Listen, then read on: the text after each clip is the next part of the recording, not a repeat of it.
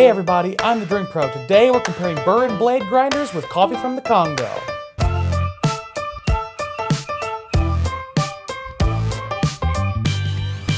What's up everybody, Kyle the Drink Pro here with you yet again. As always, thank you for watching, and please consider liking this video and subscribing to the channel. It helps me out immensely. We're getting close to 1,000 subs. Something fun's gonna happen when I do that. Maybe some kind of giveaway, so keep an eye out for that.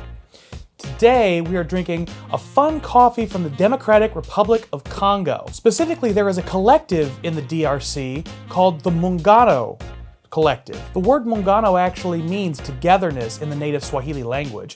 They are made up of about 4,400 farmers. They were founded in 2009, just recently certified organic and fair trade. They are a very equality-driven society. About half of the farmers are women, and they all really try to focus on making sure people do equal work and get equal pay and things like that. It's a respectable process, and it's cool to see that in a cooperative in the DRC. One of the things that's kind of fun about these single origin coffees is not only do I get to learn about the collective and their togetherness mentality and their equality focus, but I also get to learn about the location. So these beans are coming out of the Democratic Republic of Congo, but I know where the farm is. It's on the western shore of Lake Kivu. I can go on Google Maps and find that location. That's kind of a fun thing to know exactly where the coffee beans you're drinking are coming from. Although I'm very interested in the coffee that we're drinking today, I'm honestly going to focus most of my attention on the difference between a burr grinder and a blade grinder. And that's the comparison we have here. I've got both of them. The one here on my left, because L is in blade, is my Cuisinart blade grinder. Now this cost me about 25 or 30 bucks, and I've had it for a couple of years. It served me well. This cup is from my OXO burr grinder. It's brand spanking new. It cost me about $100, so it's significantly more expensive. And I want to see if I can pull out the differences from the palate instead of just from looking at the consistency of the grounds. Before I get into that, here I will show you some video. You can see here that I'm using this Muungano coffee. This is the women's lot. I'm not sure what that it means exactly, if this is what the women are picking separate from the men or what. So here you can see I'm pouring the Muungano coffee into both the burr grinder and the blade grinder. It's kind of fun to see the differences in the products because one button press and the burr grinder is doing its thing, whereas I have to hold down the button on the blade grinder to get it where I want, and I have to kind of shake the blade grinder because if you don't do that, you're going to have an even vaster inconsistency. You can see after I pour them out into these glass containers that actually the burr grinder looks very similar to the blade grinder. I was expecting to see more of a difference in the inconsistencies. You can see some inconsistencies. The blade grinder does have some bigger and smaller pieces, but the burr grinder isn't as different as I expected it to be.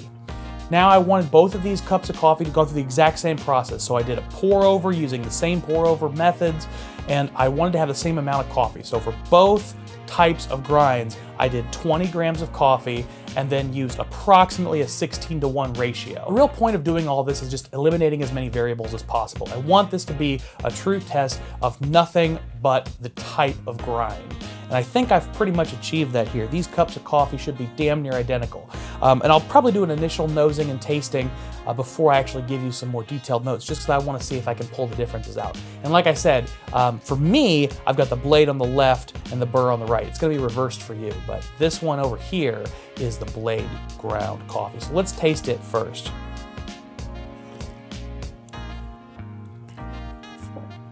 And now the burr. I do think I taste a slight difference, but I'm gonna dig into the notes on these and see if we can't pull it out. Now, if you notice on the bag, this coffee says it has a juicy body. It tastes like raw sugar and melon, cranberries, jasmine. Those are the notes they give. I'm not sure I pull all of those on this particular cup. Let me see if I can't dig in a little deeper here. I will say it's very juicy. I definitely get that sort of sweet citrus right off the bat. It probably, to me, tastes a little bit more like grapefruit than it does like melon, but there's definitely a sweetness, there's definitely a sharpness. So when I took a big old mouthful of the coffee, which by the way, doing these tastings is best to do with pretty tepid coffee because you'll burn the hell out of your mouth if you don't. But when I take a pretty big mouthful of coffee, I can start to get those melon notes. It's almost like Japanese melon candy. I know that might be a weird reference to some people, but you should check it out if you haven't tried it before. Go to your local Japanese grocery store. I bet they'll have some. Now, they mentioned raw sugar as one of their notes, and I see what they're getting at. I mean, there is this sort of sugar cane sweetness, but I also get sort of an artificiality. I mean, to me, it maybe drinks more like a marzipan than a raw sugar. It's got this different kind of sweetness, almost taffy creaminess too. The jasmine note they gave is an interesting note. I'm not sure I could pick jasmine out of a lineup. I don't drink a lot of like jasmine tea, and I don't use jasmine a lot in my foods, but it definitely does have this sort of herbal, this light herbal quality. I would almost call it like somewhere between herbal and floral, and that I think is kind of what people tend to say they get with jasmine. So although I can't really identify jasmine specifically, I do see where they're coming from with that note. Now, one thing they didn't identify that they definitely should have is this wonderful like creamy white chocolate note. I'm getting mid-palate into the finish. It's really gorgeous, and it gives you this nice sweetness. And as I get used to this coffee, the fruit notes and the juiciness kind of take a back seat, and what comes forward is this beautiful, I really think it's white chocolate. I get like black cherries in the mid-palate, the fruit becomes a little darker, a little heavier. The juiciness definitely still remains. It's hard to describe what I mean when I say it's got a juicy body. That seems like a silly note. Honest to God, when I first read it, I'm like, are they saying that as like a pun and like playing with the idea of being the women's lot? Like, and trying to play in like rap culture or something? I didn't understand that at all.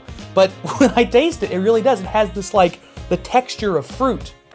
If you take a fruit juice, and you have that sort of sweet, rounded, citrusy texture in the mouthfeel of a light fruit juice, like a pineapple juice that's not from concentrate. That's the kind of thing I get out of this. Yeah, those vegetal notes are starting to become more and more almost like a bell pepper, like sweet, but definitely in the vegetable realm. That's really interesting. All right, let's try the one from the burr grinder and see how much difference I can pull out of this. Oh, so first off, right off the bat, the citrus is much more prominent and higher. It's more in the lemon world, whereas I was getting more like maybe orange or something a little bit sweeter, a little less sharp out of the blade grinder. Ooh, I get this blood orange flavor that's really nice. That's fun. I do think that the finish is a bit more muted. I don't get the white chocolate as much, but it's so much brighter and more sharp and sweet. I almost get like a herbal floral mid-palate on the blade grinder, whereas with the burr grinder, the vegetable qualities become a little bit more prominent and the citrus qualities are much more prominent.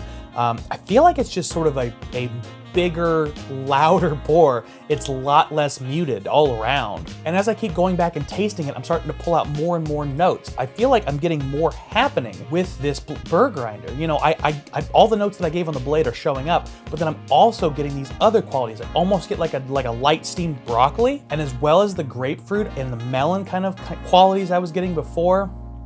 I'm getting maybe, like I said, the blood orange and maybe a tangerine. I get a little bit of hibiscus on this as opposed to just the jasmine. Oh yeah, the vegetables are really becoming prominent now. I get tomato and carrot and maybe a little bit of, I mentioned steamed broccoli and red bell pepper. There's something else though. Fresh olives.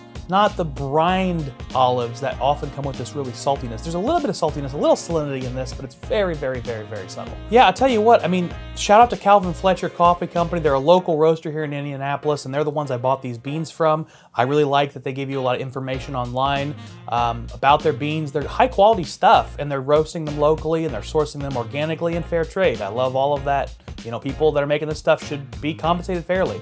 I'm surprised how much of a difference I noticed. The burr grinder really gives me more. It's got more flavors, they're stronger, there's more nuance to find and dig out. That being said, I'm not sure it's 5 times better. 4 or 5 times more in price, not really 4 or 5 times better. I think for most people at the beginner level, or even like novices, if you're not trying to be a professional coffee taster, the blade grinder will probably be good enough. It's at least a good enough place to start. And if you really start to get into single origin coffees, then consider upgrading to a burr grinder. And I also know that if you're drinking espresso or something with a finer grind, the burr grinder can make an even bigger difference. These are being medium coarse ground. So the difference is going to be relatively small. But I'm surprised I still get a difference and it still shows up for me kind of prominently. Maybe that's psychosomatic. I'll have to do this again blind with a different bean, but it's really fun to give it a try. Thank you guys so much for joining me. Please consider supporting me on the Patreon. I've got a lot of fun bonus content up there and a lot of giveaways and free stuff. So I hope you'll consider joining patreon.com/thedrinkpro or buy some merch at thedrinkpro.com. You can get a coffee mug. Boop! In the meantime, I'm gonna keep drinking this coffee and get nice and jacked up for my Sunday. You all keep drinking like professionals. And yes, I know this is actually airing on a Friday. I get it, but it's filmed on a Sunday. So I'm getting jacked up for my Sunday. Cheers.